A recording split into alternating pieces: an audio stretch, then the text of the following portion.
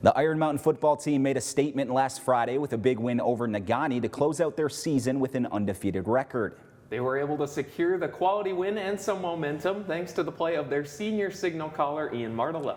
His play has earned him the title of Vertical Race Player of the Week. Here's Vince Levier with Ian to present him the honorary game ball. So we are Week 9 Vertical Race UP Player of the Week. We are in what's probably considered the football capital of the UP. The only two undefeated 11-man teams are in the same town. We have Iron Mountain and Kingsford. We are in Iron Mountain at Iron Mountain Stadium, who's going to make a run for the playoffs, I predict. And this is the first double award at the same school. So our Week 9 Vertical Race Player of the Week quarterback, Ian Marttila. Come on up, Ian. Congratulations. Okay, so tell us about your playoff run. Who you got first? We got Manistee first. You know, it's going to be a great game on Friday night, and we're just looking to go out there and battle, fight every play, and come out with the win. Awesome. So last week you made last year, you made a run all the way down to, I believe it was Beale City, right? So how does that prepare you for this year? You know, just every game you have that game in the back of your head of Beale City, and you know, you want to win every game that you play in, and you know, that's pretty much it. Yep, we have Iron Mountain, undefeated, huge win last week, over in Negaunee. Going to make a run at Division 8 playoffs for 11-man football. Good luck this year, and congratulations, Ian. Thank you very much. Yep.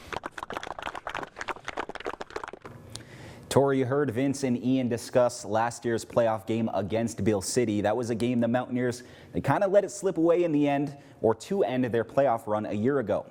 The Mountaineers fell in that game. The score 20-6. They had their chances in the game, but ultimately couldn't make the plays needed down the stretch. That is a point of emphasis for the Mountaineers ahead of this year's playoffs, says Mountaineers head coach Ian Marttila. But at the end of the day, we didn't make enough plays to beat Beale City that day. We just didn't. And, you know, you talk to the kids about that, and you talk to the kids about making plays all year long. Doesn't matter if it's week 1, week 9, week 10. You just got to make plays on game days. So we talk as coaches, you know, how can we get our kids in the best position to make plays? And that's why we practice, and that's why you watch film, and that's why you do all those things, and that's why you get input from kids saying, we need to make this play. What do you think? And we go from there. So Friday night playoffs, you know, there's a different vibe without a doubt, and the kids just got to be able to perform on game days. The Mountaineers will play host to Manistee tomorrow night in the first round of the playoffs. The Emeralds are an opponent the Mountaineers know well. These two teams met twice this season, both games going to Iron Mountain. It was a Week 3 62-25 victory, followed by a convincing 42-0 win in Week 8.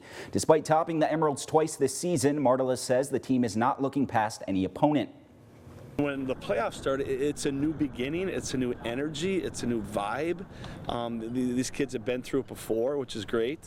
And you just want to start over a little bit. Your record is 0-0, and you bring up some kids from the JVs. You know, you got a little bit more numbers, so that's great.